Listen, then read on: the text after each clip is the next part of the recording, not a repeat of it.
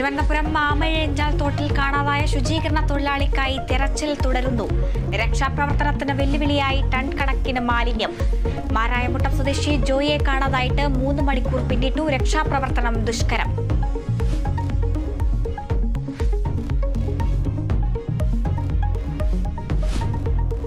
CPIM Kozhikode ജില്ലാ committee യോഗത്തിൽ വാക്പോര.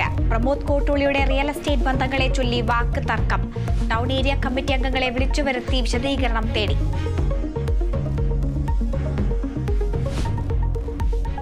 ഏഴ് സംസ്ഥാനങ്ങളിലെ നിയമസഭാ ഉപതെരഞ്ഞെടുപ്പിൽ ഇന്ത്യ മുന്നണിക്ക് മുന്നേറ്റം. 10 വിജയം, 2 BJP മുന്നിൽ.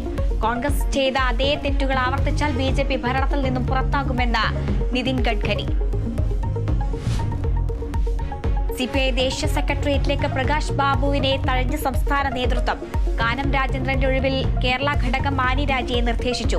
പ്രകാശ് ബാബുവിനെ തഴഞ്ഞത് രാജ്യസഭാ സ്ഥാനാർത്ഥിത്വം നിഷേധിച്ചതിന് പിന്നാലെ.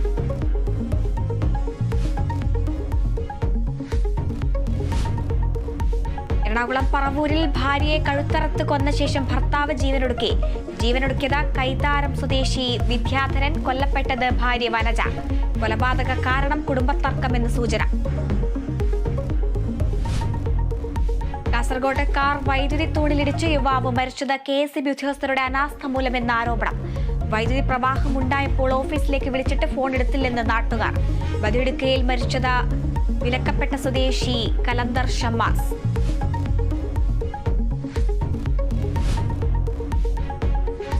ഇന്ത്യ സിംബാബ്വെ 4ാം T20 ഇന്ന് പരമ്പര സ്വന്തമാക്കാൻ ഇന്ത്യ. മത്സരം വൈകിട്ട് 4:30 ഹരാരെയിൽ.